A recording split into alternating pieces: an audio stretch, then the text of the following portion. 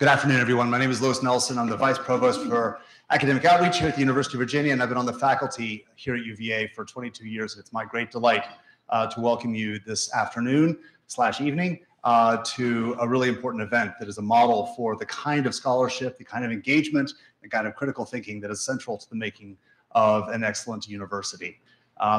This is when I first received the invitation from Brad to say just a few words. He used a really important phrase in the email request to me, and that is viewpoint diversity. Diversity, as we all know, is essential to the health of any excellent university. Diversity is a really fundamental component to the complexity and the richness of a community, and every university is a community. It also helps to broaden our understanding and broaden our minds and our imaginations for the importance of diverse perspectives, but engaging across diversity also sharpens our perspectives and it sharpens our thinking. And any university that is not prepared to engage in complex and robust engagement across difference, especially in a moderated model like this, is not a university worth its chops. And so the University of Virginia is committed to a sustainable democracy. We understand ourselves as a public university committed to pushing a healthy democracy forward. And this kind of event is essential to that kind of critical thinking, both for us as faculty, as well as students, as well as contributing to the scholarship that shapes the future as we all think about it. So thank you so much, Brad, for inviting me. Welcome. And I look forward to hearing from our eminent speakers. Thank you.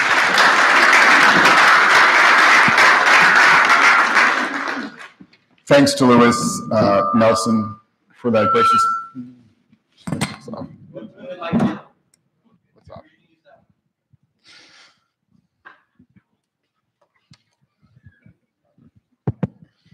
For that gracious welcome to our debate tonight. UVA definitely needs more debates like this one we're about to have. I'm grateful to Think Again and the Blue Ridge Center also for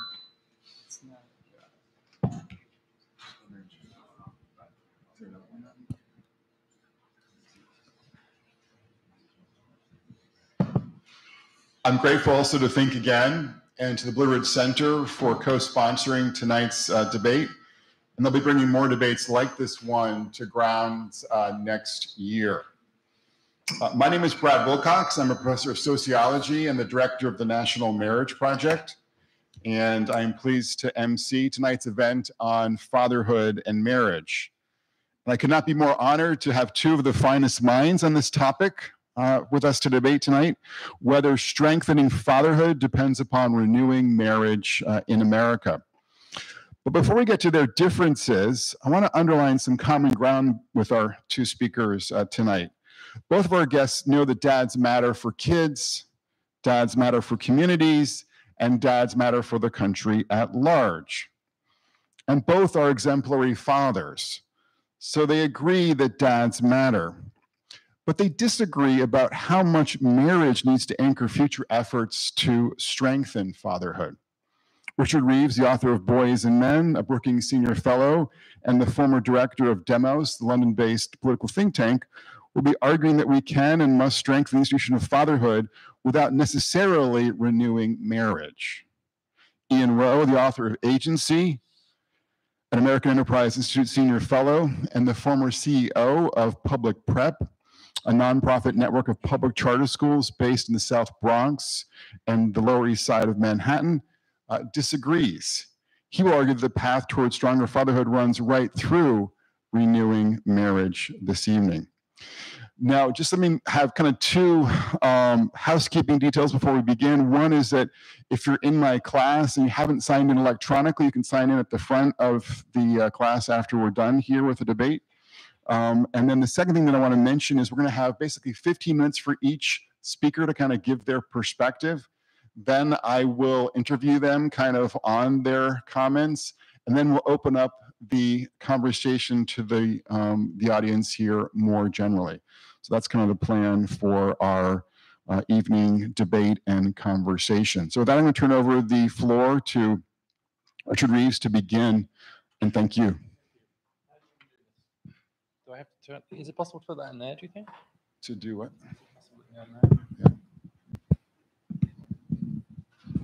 Let's try it anyway. All right. Can you hear me okay? Or do you want to move this up, maybe? I'm going to assume it's working. Yes? If anybody's, I have a decently loud voice as well, so if you can't hear me at the back, then just kind of let me know, but I'd rather do it this way if possible. Thank you for the invitation. Do you want to, it's like, this is kind of weird, isn't it? We're going to block each other before we even start. So I'm delighted to be here and have this debate. Among other things, I'm the biographer of John Stuart Mill, the 19th century liberal philosopher. Whether that makes me better or worse in your eyes is something we can get to in Q&A. But the reason I raise that is because Mill had this beautiful description of how you should think about a debate when you're disagreeing with somebody. He said it's almost always the case you should think of the opponent in your debate as someone that's trying to climb the same mountain as you. They're just choosing a different route.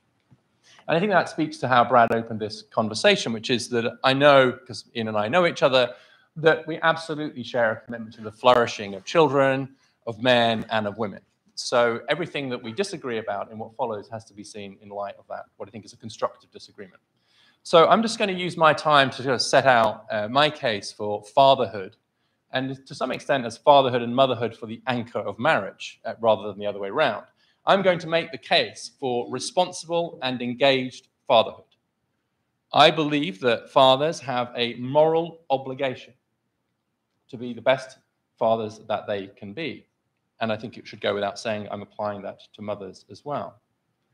The evidence that fathers matter to the outcomes for children is, I think, now incontrovertible in a way that perhaps we couldn't say as recently as 10 or 15 years ago. I'm going to quote here from a study by Mark Graugrau and Hannah Riley Bowles, Harvard scholars of the family, who write the following: the importance of engaged fatherhood is now undismissible in ways it was not in earlier decades. So there was a debate, and there's still a debate in some parts of the academy as like, do dads really matter anyway?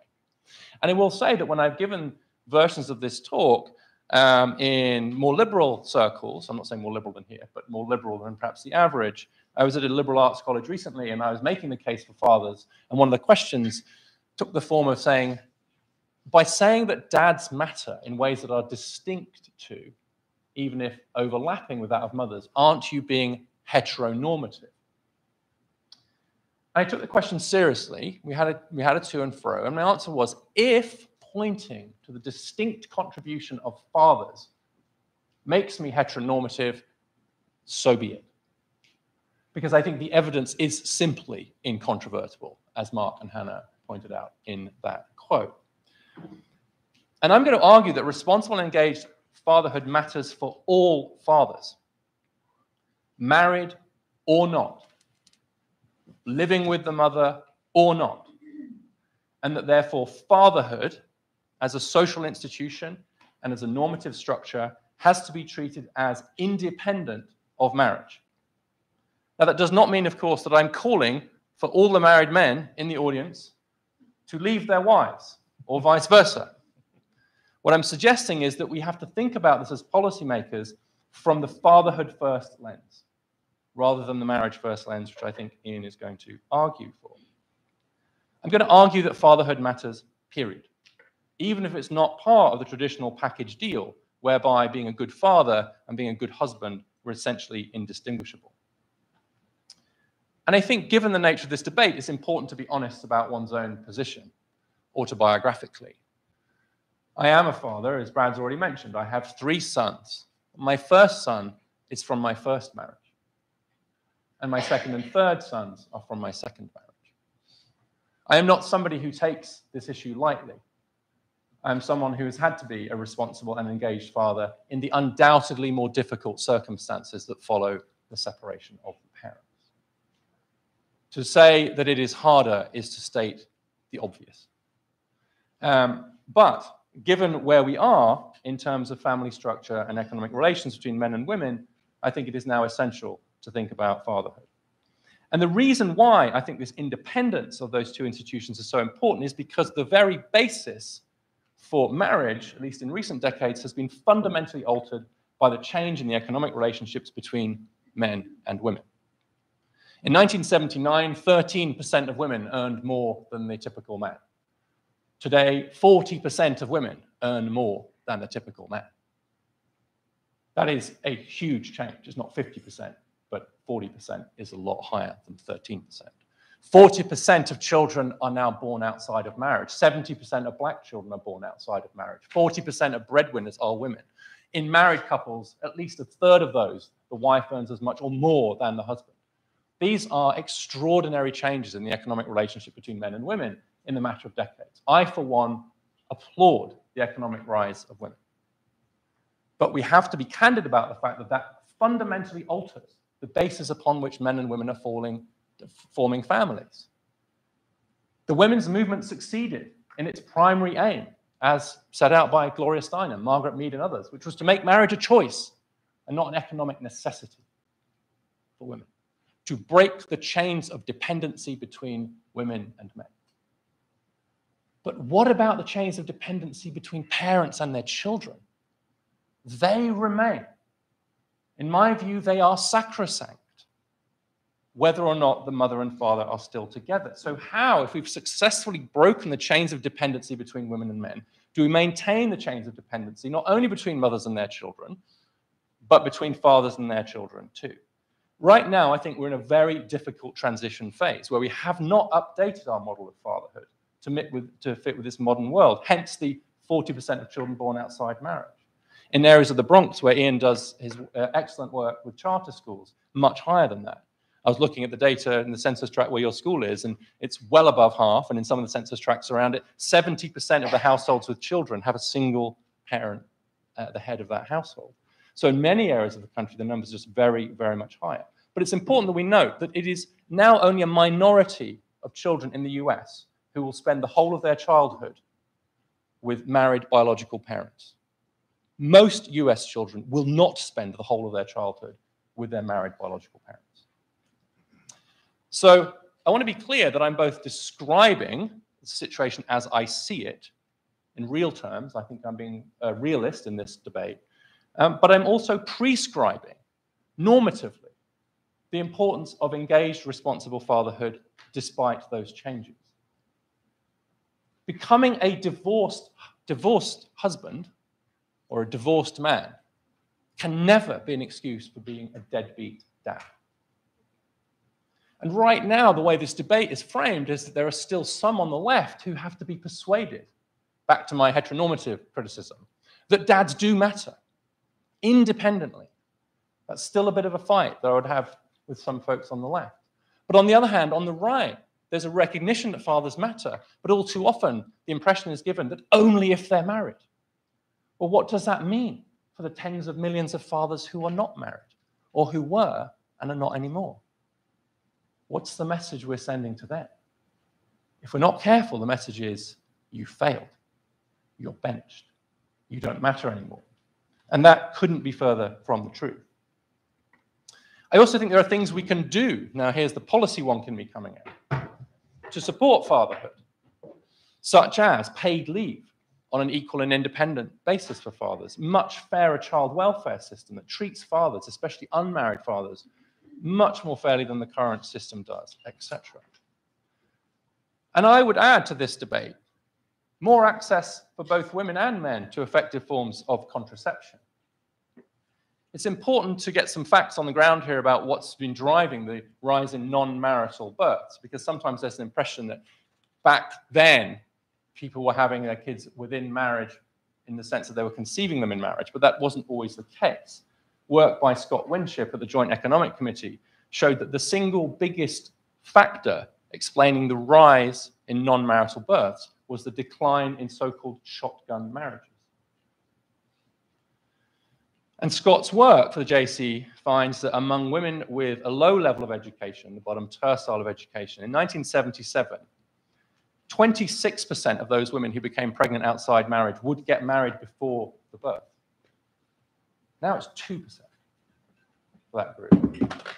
That puts a sharp empirical point on what's otherwise going to be a theoretical conversation. It's like, okay, what about that 24% point difference?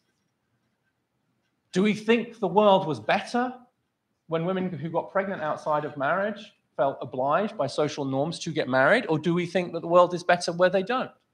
And if you believe at all in revealed preference, the fact that only 2% of them are choosing to get married now must tell us something. And I think what it tells us above all is that the real problem here is very often unintended pregnancies. 50% of pregnancies in the US are unplanned. And there's an almost perfect kind of linear relationship in the form of the family. 1 in 4 pregnancies within marriages are, quotes, unplanned. And very often what they mean by that is mistimed. Came earlier or sometimes later than perhaps was planned. For cohabiting couples, 50% of the pregnancies are unintended. And for couples who don't even live together at time of conception, 3/4 unintended. And so it seems to me that if we share, which I do think we do, a belief in the importance of family stability and family planning, we can't ignore the fact that there is a huge problem that's caused by unintended pregnancy. And we can definitely do something about that in terms of policy, which is to make effective forms of contraception more widely available. So stuff we can do to support fathers and mothers to be more stable and more engaged. By contrast, the evidence that marriage promotion policies work is almost non-existent. The Bush administration tried, to their credit, a bunch of programs, and especially to their credit, they evaluated them really pretty well. So we got a really good research based on marriage promotion.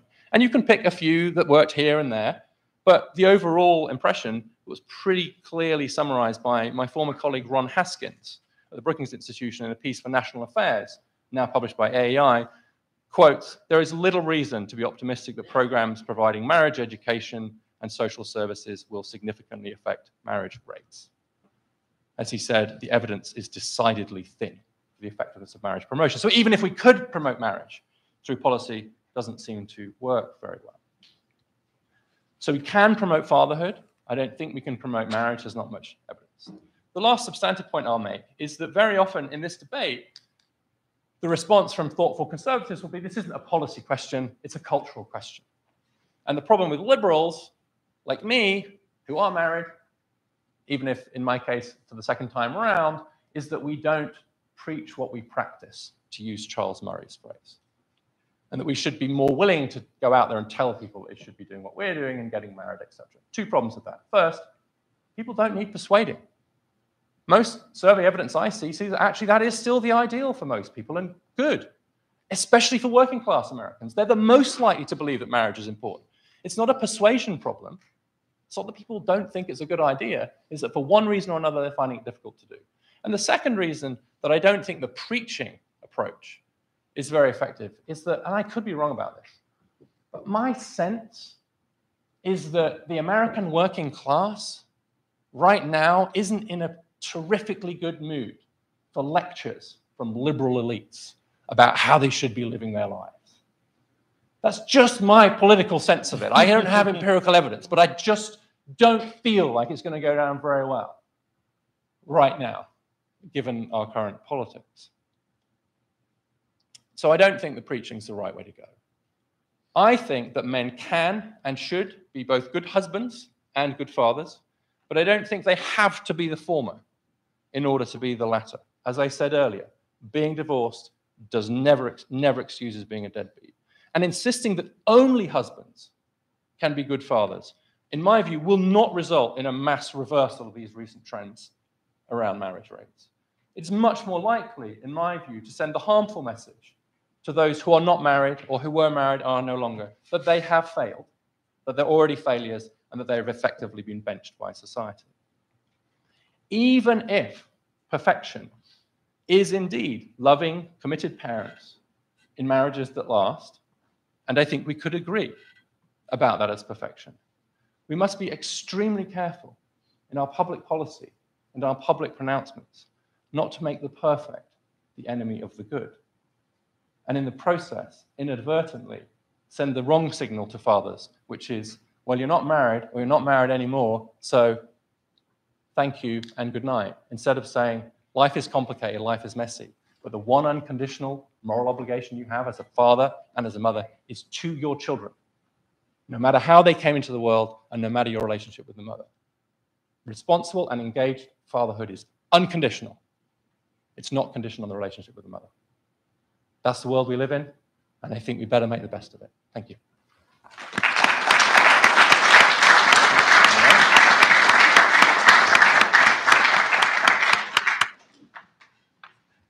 Excellent. Thank you, Brad and Richard and University of Virginia. And in the same spirit, let me start by doing something a bit unorthodox for a debate, outlining where I think we have common ground. As someone who's run public charter schools for more than a decade in low-income communities in New York City, I have seen firsthand the issues that boys and young men face. In 2014, I opened the first all-boys public charter school in the Bronx, a South Bronx community where the non-marital birth rate is about 80%. Many of our boys had strained or non-existent relationships with their unmarried, non-resident fathers. But as Richard advises in his book, we did our best to hire male teachers, especially in elementary school, so the boys could have consistent and positive role models. Even personally, as I think I've shared with you, my wife and I held our own son from kindergarten for a year because of his November birthday, another one of your recommendations in your book. In August of last year, I launched a new International Baccalaureate High School, Vertex Partnership Academies, also in the Bronx, that will empower boys and girls to choose apprenticeships during their junior and senior years so that they can have an alternative to the college for all approach that has dominated secondary education, but frankly has not served our nation well. Another recommendation from your book. So we have several areas of agreement, and really, I mean, Richard and I are colleagues and friends, and I have much respect for his dedication to improving the lives of boys. Yet while we share areas of agreement, the path that Richard suggests, creating fatherhood as an institution independent of marriage and even independent of cohabitation, is a path that I believe will do further damage to the boys and men that I know Richard is genuinely seeking to help. I say this not because I'm an expert fortune teller who can accurately predict the future, but rather because I am someone who sees the devastating impact today of fathers when they are untethered from marriage and untethered from living with their own children. I'm a storyteller, so let me share with you why I believe this. On July 11th, 2016, at about 4 p.m., on 149th Street and 3rd Avenue in the South Bronx, I had an epiphany moment that forced me to look at the world in a whole new way. I led a network of schools educating more than 2,000 low-income, primarily Black and Hispanic students. Each year, our random lottery left nearly 5,000 applicant families on an excruciatingly long wait list. We had just decided to move our headquarters from Manhattan to the South Bronx, committed to open new public charter schools in a district in which only 2% of kids graduated from high school ready for college. On that hot summer afternoon, my team and I ventured out to get to know our new neighborhood. And on that walking tour, I saw a 27-foot baby blue Winnebago truck with graffiti lettering on the side. Adults were gathered around the truck, similar to the way that kids excitedly welcome the ice cream truck. The graffiti lettering on the side of the truck said, "Who's your daddy?" It turned out that the Who's Your Daddy truck is a mobile DNA testing center where low-income folks were spending somewhere between $350 and $500 for swab tests to answer profound questions such as, "Are you my sister? Could you be my father?" Demand was so robust, the second Who's Your Daddy truck provided services to other boroughs in New York and nationally in Washington, D.C. and Chicago. VH1 even launched a reality series called Swab Stories. Somehow all of this family tragedy had become entertainment. I remember being struck not only by how needed the paternity testing services were by real people in fragile families, but also by the absolute normalcy and acceptance of the truck in the South Bronx. I wondered what would happen if the Who's Your Daddy truck were to show up in the Westchester, New York suburb that I live in. As the crow flies, it is just a few miles north of the South Bronx, but in some regards, it's a universe away. In my neighborhood, virtually every household is headed by two married parents. I imagine that within 30 minutes of the Who's Your Daddy truck arriving, that truck would be forced to leave. I share this real world story of my epiphany moment because the discussion that we are about to have is not theoretical or academic. Richard's vision, in some ways, already exists in many struggling parts of America in which single fatherhood is currently the norm, and where fatherhood is an institution already fully divorced from marriage and cohabitation.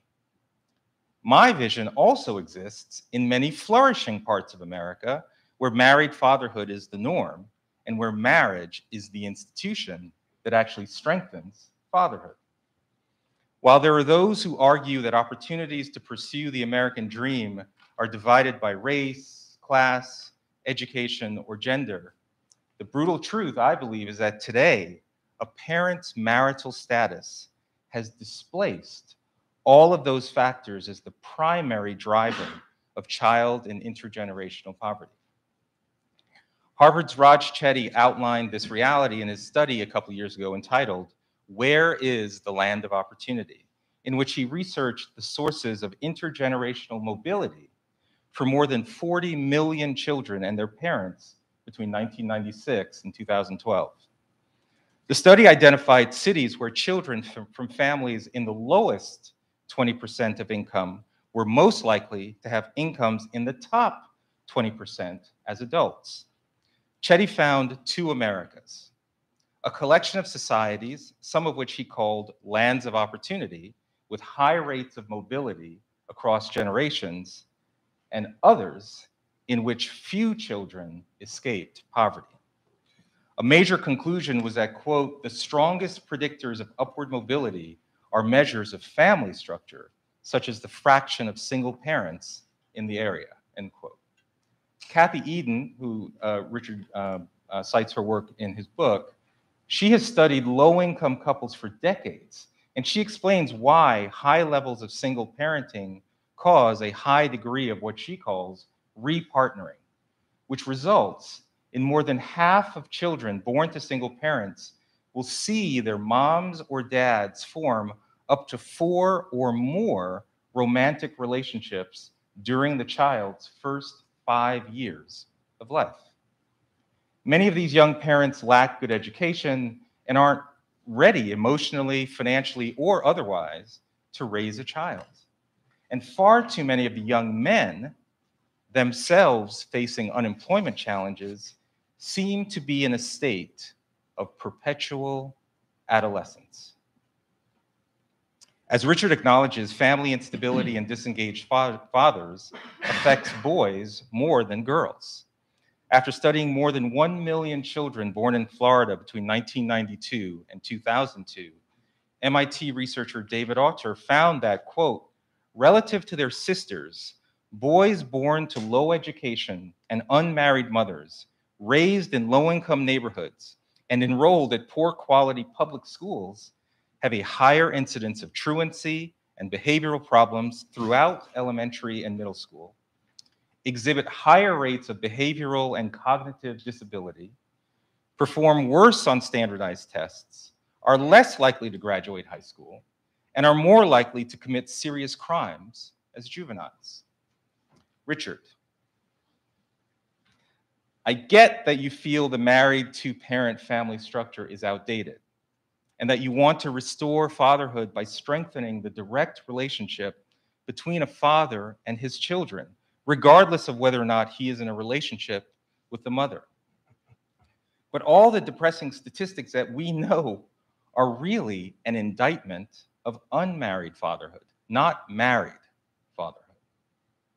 Where I believe your theory goes off the rails is that in the absence of a marriage with a firm commitment to the mother, especially in a non-marital birth, the father's relationship you are seeking to strengthen with the child is often severed. Marriage is the institution that first bonds the father to the mother as her husband, the original commitment even before children are present. Marriage is the social institution, however imperfect, that imposes a moral obligation on a father that no other institution can replicate, and certainly not the government.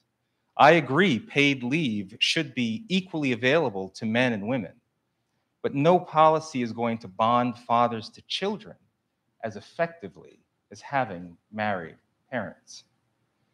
I have an empowering alternative, and we'll talk about it. But let me close by saying respectfully, what you are proposing, I believe, is a luxury belief.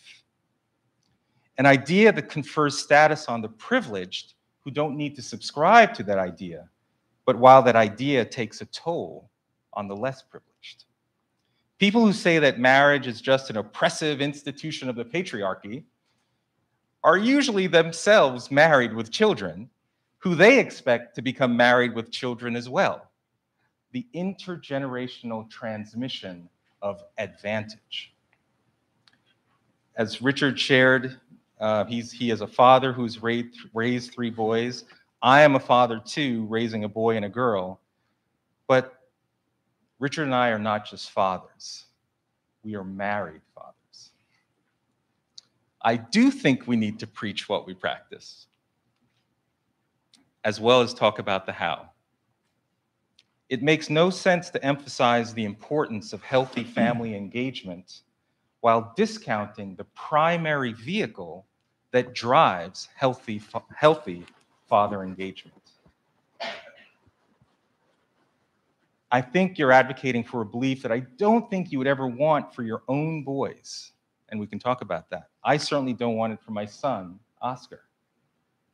Ultimately, I think we both want a world in which no girl or boy ever has to ask the question, who's your daddy? Because the answer will always be, he is right here. Thank you.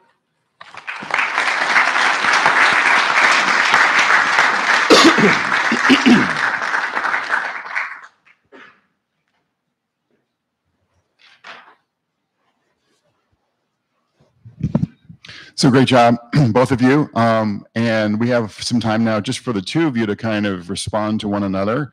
And I thought that Richard could kind of go first with some of his comments or reflections about Ian's, Ian's comments, and then we'll just obviously flip the switch. So go ahead.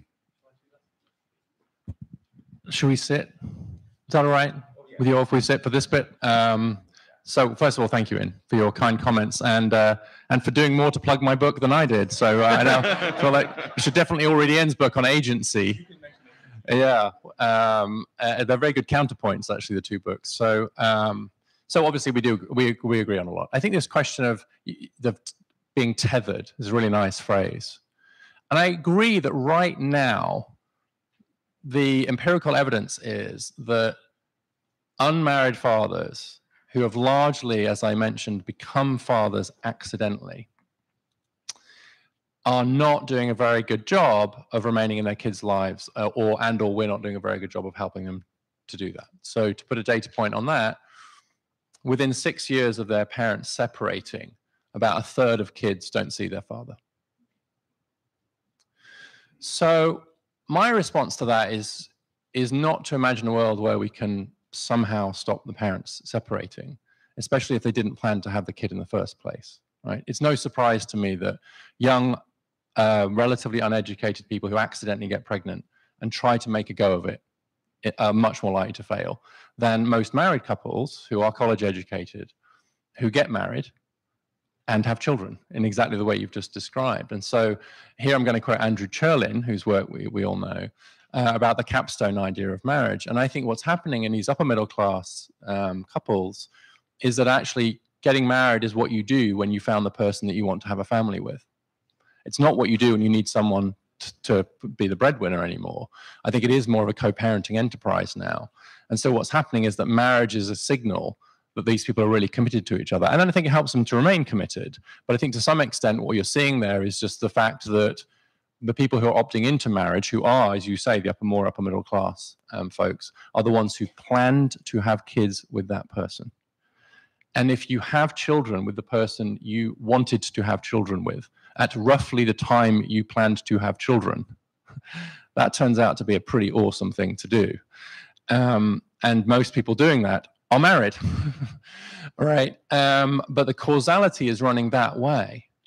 It's not that if we could somehow march all those mothers up the aisle and got them married when they'd accidentally gotten pregnant with the guy that they were not even living with, let alone a relationship with, that their relationships would suddenly look like upper middle class marriages. They wouldn't.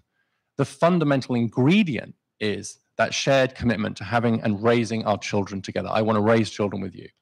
And so there I think the problem is the causality issue that I would have a difficulty with.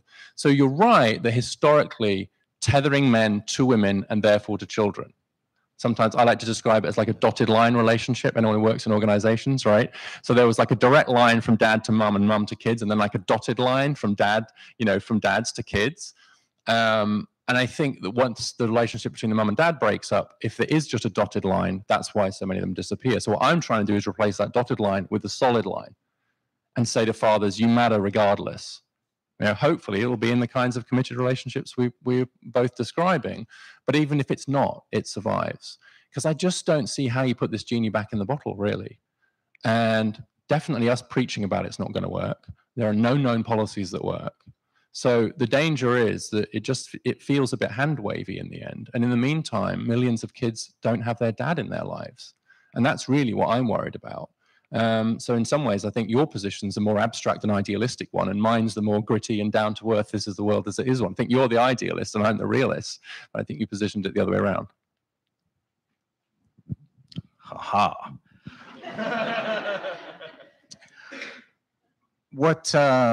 The thing that often, so thank you for that. The thing that often strikes me about this conversation when we talk about this divide, particularly in marriage, we describe marriage as almost always in the province of the upper middle class, the elite, who are, the causality runs another way. They're getting married, and it's almost like a inherent characteristic. But I run schools in the heart of the South Bronx, right, with kids who have not yet had the opportunity to make these decisions. And my sense is that they have the same capacity to plan relationships, plan pregnancy, plan marriage than anyone else, regardless of economic class, or frankly, even regardless of their existing family structure. And so, tomorrow when I go back to the Bronx and I'll see our 108 ninth graders, half of which are boys, I can't imagine standing in front of the class of 14-year-olds, boys, and saying to them, hey guys, you can become a father. And guess what? You don't even need to worry about getting married, nor do you even have to worry about cohabitating or living with that child. A lot of them would say, I can sign up for that, right? What's that? You're saying that you already are. Well, when they're 14, they're not yet. They are yearning and aspiring to live what they believe is the life script, which involves getting their education, because their parents have fought to get them into a charter school like ours, getting a job, and then having children within marriage. A few years ago, as we were designing this high school that we just launched in August, I went to New Orleans a few years ago to visit one of the top high schools in that city, and I visited a class of ninth graders. And I know this will be an interesting part of the discussion, but I had a chance to speak to the ninth graders, and I said to them, because I was having a lot of controversy in New York teaching this particular concept I'm about to describe to you, And I said to the 9th graders, and by the way, this is a group of 9th graders, almost all low-income kids, a very multiracial group. But I said to them, if you knew that there were a series of decisions in your control where folks who followed that series of decisions, 97% of them avoided poverty, would you want to know what those series of decisions are? And they looked at me and they said, well, yeah, why wouldn't I want to know? And I said, well, there's some grown-ups who think the data is kind of wonky, that maybe it's kind of insulting, that maybe it might implicate even your parents, and so better not to tell you at all, not to tell you about that series of decisions. And they looked at me like I was crazy. Like, why would you not tell us? Tell us, let us decide if this information is valuable to me or not. Who are you to preserve this information now that you've teased me with the likely outcomes of what that series of decisions are? So we then decided to have this conversation about what is often referred to as the success sequence, which many people argue about it, but I think it's pretty logical, even without the data science. Basically, if you finish just your high school degree, get a full-time job of any kind, just so you learn the dignity and discipline of work, and then if you have children, marriage first, 97% of millennials who follow that series of decisions avoid poverty, and the vast majority enter the middle class or beyond. It's not 100%, it's not a guarantee because there are no guarantees in life. But what I found interesting about that conversation was at the end of it, and by the way, we had the conversation in what I call a descriptive fashion, not prescriptive. We didn't say, you must follow this series of decisions in your life, otherwise you'll be a failure. We just said, look, over the next 5 to 10 years of your life, you're going to be making decisions about your education, your work, your relationships, family formation. You should know that there's a series of decisions that yields this likelihood of economic success. There's another series of decisions that yields this likelihood of economic success. But at the end of the day, you decide. You are the architect of your own lives. And what I found interesting at the end of that conversation was that I felt that they felt that they had been respected as future decision makers of their own lives. Because I think even before we get to the fatherhood question, how about we just educate young boys to be responsible to not get pregnant in the first place, which I'm sure you would agree with. Contraception, or right? We agree that there are multiple ways that even before you get to the fatherhood, the marriage question.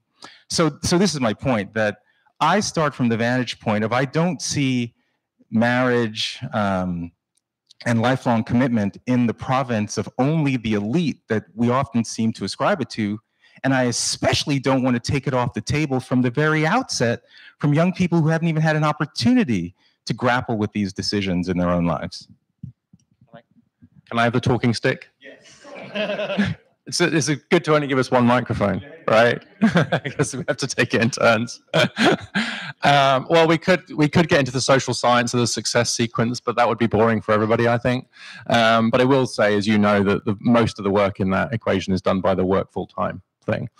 But I want to I think I will give you a talking stick right back, because we can see the same statistics around non-marital birth rates, etc. We can see the same statistics about the fact that the majority, at least 3/4 of the pregnancies to people who aren't living together, are unintended. Right? They were not planning to have a child with that person. Just read Bob Putnam's work. Right? It's just story after story of people's plans being derailed by an unintended pregnancy. And there's always like, well, it kind of sort of didn't happen, didn't really plan it. It kind of, the ambiguity around it. And so it's very clear that that's a problem. The difference now is that whereas maybe 30, 40 years ago, people felt like if you had an accidental out of wedlock pregnancy, there was huge social pressure to get married, that social pressure's gone away. I find it hard to see that as such a terrible thing. I think what's terrible is if people don't have access to the opportunities to allow themselves to plan. But the way you're describing this, Ian, it sounds like you think the reason why lower income folks are not choosing to marry before they have children which I agree would be in their economic interests, if nothing else, is because people like me are writing social science books. I didn't suggest putting it in the curriculum, right? I'm not going to come into your school and put it into the curriculum. I'm just describing a world where the fundamental basis for marriage that used to exist, which was based on this economic relationship between men and women, has just completely changed. The conservatives of the 1970s were absolutely right to warn that if women got economic power relative to men, that would transform family life. In fact, that's what they wanted. Completely transform it. And that's exactly what's happened. And it's extraordinary, the change. And they were right to say, well, that will bench the dads. What are we going to do with the men? They were absolutely right about that. What they're wrong about is saying, so that's why we shouldn't let women have all this freedom and opportunity. That's why the women's movement was such a terrible mistake. They were wrong then and they're wrong now. But they're right to say that that fundamental change in the economic relationship, especially between black men and black women, right, that fundamental has completely altered the way in which we form families. And I now think that families are more about co-parenting. So I actually think that if we could persuade more boys and young men to be a responsible and engaged father, which would include having the kids with the person you want to have the kids with, that would lead to more marriage. So I think that my pro-fatherhood thing will lead to more marriage. It's not the goal, but I think to the extent that marriage is now about parenting, more parenting would be good for marriage. So mine is a pro-marriage policy in disguise. It's just that I don't need it to be a pro-marriage policy. One thing, because we might be getting to we might be getting to a good place.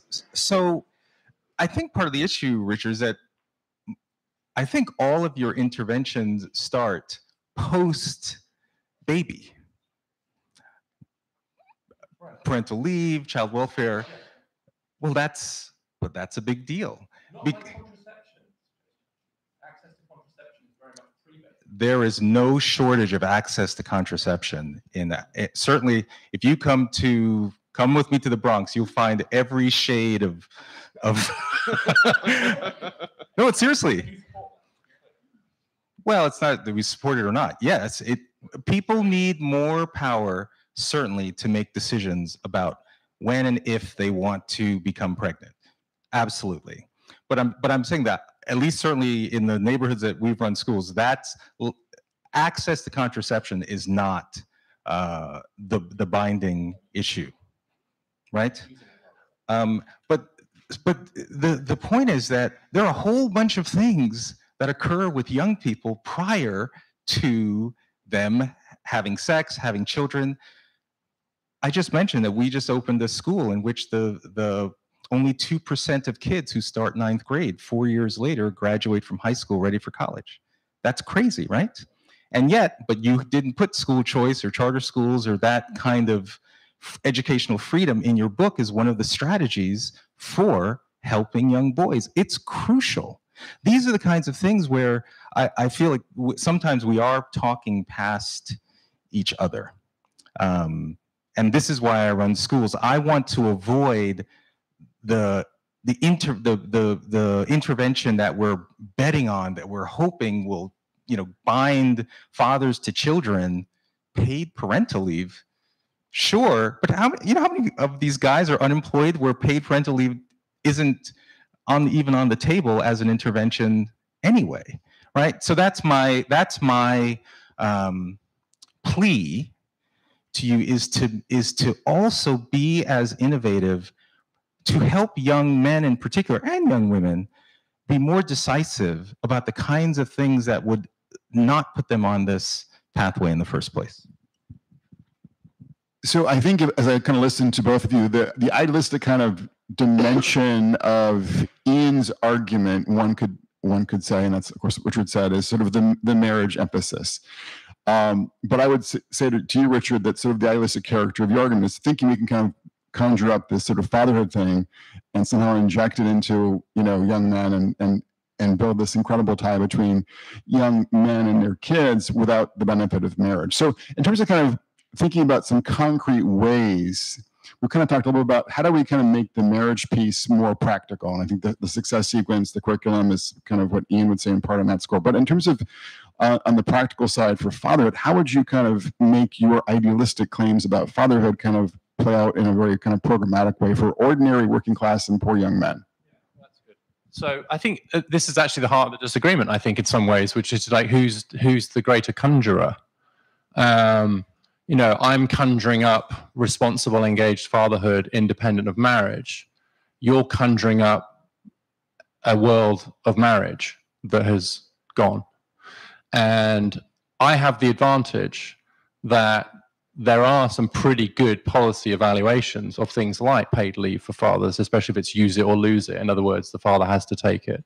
Reforms to child welfare policies along the lines that Catherine Eden and others suggest, changes to workplace culture to encourage paternity leave, etc., actually do have some effects on fatherhood. Now, I'm not going to suggest for a moment that those policies are going to solve the problem, but I am going to suggest that the evidence for their effectiveness is significantly stronger for the effectiveness of any known marriage promotion policy pursued by any government anywhere in the world. So I would submit that you're the conjurer.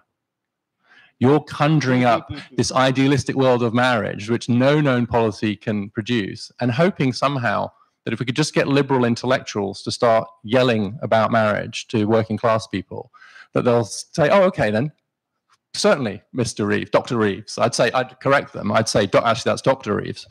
That is somehow going to change the cultural conversation. I mean, I actually think we've got to be clear where we're putting our normative weight.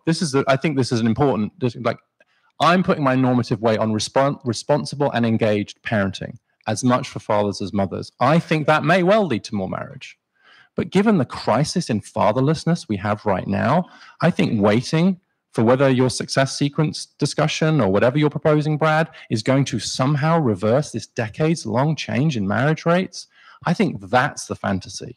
So in terms of just, and then Ian, in terms of the practical side, besides the success sequence, what else do you think practically could be helpful in reviving the fortunes of marriage in poor middle-class communities in the U.S.? Well, I think the answer to that is that it's not just about marriage. Again, if we're in districts in which, for example, in the same district in New York City, where only 2% of kids are graduating from high school ready for college, if you want to launch a school in this neighborhood to serve the other 98% of kids, you can't do it. Because currently there's a cap on charter schools. There's a cap on the ability even to create a great school. And we were able to launch a school, but the teachers union actually sued us last year. And we have been successful, thankfully. But it's just one example of the factors that we have to acknowledge, all of them. It's not just about preaching marriage. Yes, I do believe teaching the success sequence is part of the solution. I mean, the Census Bureau did some data about the living arrangements of young parents. There are about 1.8 million parents aged 15 to 22 in our country today. 46% of the young men are not living with fathers at all, right? I mean, I'm sorry, not living with their children at all. What do you think those young men are doing? I mean, Kathy Eden writes about this a lot, the sort of multiple partner fertility that we have, as I think you've even described it, young fathers feel like failures. They're not taking care of their initial kids. And so they have another relationship with another woman, have a kid. And so for a period of time, they're committed to that child, the second child, but now they're even more absent from the first. So how does this play into practical steps? Let's talk to young people about this. Again, I don't hear that this is part of your strategy. I mean, I presume you believe teaching math is important and teaching science is important, right? Like, why would we? No, but it boggles my mind why we think it's not feasible to talk to young people. And again, especially, something else that we do in our schools, we don't only talk to the kids, because one of the big concerns we had when we started teaching the success sequence in schools was that you can't do this. You're going to insult the parents of our kids because it's very likely that their parents didn't follow the success sequence in their own lives. So we realized we had to have conversations with the parents of our 8th graders to say to the 8th grade parents, you chose our schools because you wanted your kids to not only know about math and science, but also the habits and decisions that will make a much greater likelihood of success. And what we heard from parents was, thank God someone is teaching my kids about these things, because I wish someone had taught me these things when we were growing up. I find that very powerful. I find the aspirations of the people who were saying we've given up, that we've got to come up with these other interventions. And I find the feedback that I get from the very parents that I think most of us are speaking about have very different aspirations for their own kids. So those are the kinds of tactics that I think are so important. So I know we're getting close to 6, very close actually. Why don't we do just this? Because I know some of the students here have to go kind of on to their next thing. Why don't we take one question for each of our different speakers tonight, and then if folks would like to kind of come down afterwards and engage our speakers in a more informal way, we can do that. So I'll just take one question first for Richard Reeves, then one question for Ian Rowe. Okay. Did you have a question for Richard, sir? I've got the mic. Okay, great. Does it work? It works. Awesome, awesome. It is cool. I could throw it anywhere I want to now. I came here with a lot of questions. I'm a survivor of divorce. My grandfather and grandparents got divorced in the 1960s, one of the first ones to get divorced in the lower Alabama, very poverty region. And my parents got divorced twice to each other. That was fun as a child. And then my wife of 14 years left me after having 3 children. And now I have 7 children after getting remarried and having even more children. I just really wanted to say thank you for coming here. I've enjoyed both of y'all's conversations, engaging, thoughtful, very critical. I believe in the Institute of Marriage and the moral-based institutions that are the best place to raise children. I think you guys both agree on that too. I've done my best to be engaged with my 3 daughters of my previous marriage, and I found it difficult at best. It's not easy. Definitely, I wanted to be there. We had half custody, so I got them half the time. She got them half the time. They've grown up now, but I did find that raising children is kind of like, the children are kind of like water. And if you throw a rock in front of them, the water is going to go around the rock when it came to discipline. They'll always figure out a way. And if one parent's more open to different types of liberal ideas or conservative ideas, well, I wasn't more conservative, of course. She was more liberal. And the children always went with the easiest route.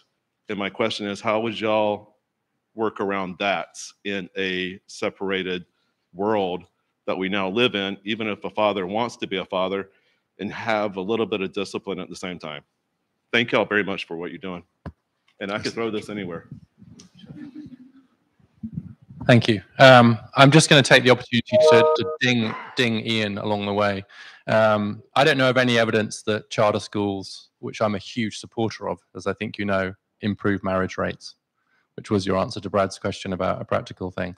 And actually allows me to say something I could have said in answer to Brad's earlier question about practical changes. We can change the way that divorce courts work to give more rights to fathers.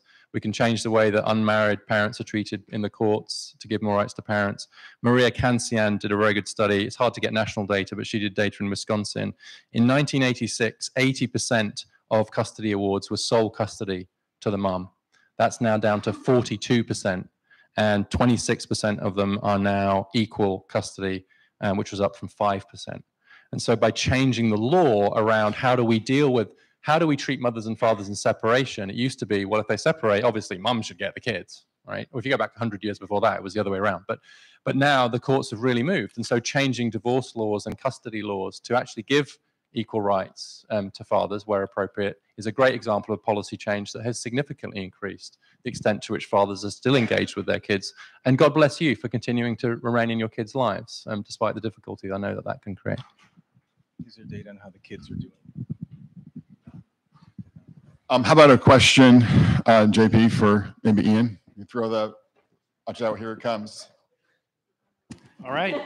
Well, hey, thanks, guys. Really great remarks. And Richard, I really enjoyed your book. Finished it a few days ago. I want to give you some encouragement, Richard. My friend, I have a friend, Richard, who's 2 rows in front of me. So Richard and I and Brad know that we led the largest privately funded marriage strengthening project in the country's history in Duval County, Florida, and successfully lowered the divorce rate there 24% in 3 years through entirely private interventions. And it was independently evaluated. And we got about as favorable of a conclusion that a social scientist will ever give you about the outcomes of it. So we know that things can be done to, I know in Duval County, there's close to 3,000 more marriages that are stable today, kids in their homes than would have otherwise happened. I think a lot of the questions about whether or not interventions can increase marriage rates, I don't think there's been much done to focus on creating that. I think Hungary has got some small evidence right now. I would respond that there's very little evidence that fatherhood programs boost fatherhood in a way that would substantively move the needle for outcomes for kids. The very best evidence that you cite in your book, right, is Paul Amato's research on patterns of fatherlessness. And the very best fathers in that group that you cite as great non-resident dads are unable to maintain more than once a week contact with their kids 2 to 3 years later. So the idea that we're going to somehow restore fatherhood absent marriage, to me, is very quixotic. And certainly, I could say equally quixotic. So I raise that and would love to get any reactions or response. And Ian, Well, Ian. Okay. So Ian, do you agree? No, I'm just kidding. No. I do think there's limitation. One thing I would just say, a question of how we can encourage. I do think Richard's point of trying to go beyond K-8, K-12 education and encouraging marriage is incredibly important for those of us who care about combating poverty. And so if there's anything that you've thought in those areas outside of the K-12 arena, it would be great to hear. Sure. Well, JP, I mean, that you're selling yourself short if you're not familiar with the culture of freedom or the outgrowth organization Communio. That's the organization that JP led, which chose 3 locations around the country. And I think there were 4 outcomes that you set. One was to reduce the teen pregnancy rate, increase the marriage rate, reduce the divorce rate, and increase faith going. And in these 3 communities, they've really focused. They built relationships with churches throughout these 3 communities, and the results were as JP just described. So there was a whole dimension of faith that we haven't spoken about at all. And I will say to you, Richard, one of my criticisms of the success sequence was, frankly, is that it lacks the moral dimension, in the sense of when I've seen young people who have broken the cycle of disadvantage, young people who have been in very challenging situations, domestic violence and other challenges. I've seen young people, as they make their decisions into young adulthood, make decisions that recreate the same disadvantage that they experienced growing up. But I've also seen young people in those same situations make different sets of decisions where they have broken the cycle of disadvantage. And the common set of pillars or institutions that have been involved in helping that young people make different sets of decisions is what I call my free framework: family, religion, education, and entrepreneurship, where that first anchor, F, is that usually young people have been making decisions along the lines of getting their education, working, and not having children until marriage. That's the pathway that they've been on. But the second big dimension is that they've usually had some kind of personal faith commitment in their life, that they lived by a moral code, usually inspired by some kind of organized religion. Didn't matter if it was Christianity, Buddhism didn't matter, but they were part of a religious community where there were regular rituals that they participated in, where they lived. There were expectations of people in this community that helped them make those kinds of decisions. This is one of the challenges with things like the success sequence. How do you get people to actually stick to it? There has to be these kind of countervailing forces. Education, there has to be some kind of educational freedom or school choice. And then if you're on the pathway to building a strong family, having a personal faith commitment, benefiting from educational freedom, that usually leads to the last E, which is some type of entrepreneurship or problem solving within your own life. You have that characteristic, you become an agent of your own uplift. So that's part of what I'm putting forth in my own book, Agency, of the 4 pillars that we need to have more young people understand the power that does exist within their own hands and not give up on them even before they've had the opportunity to make the kinds of decisions that we've been talking about. Please join me in thanking Richard and Ian for the conversation.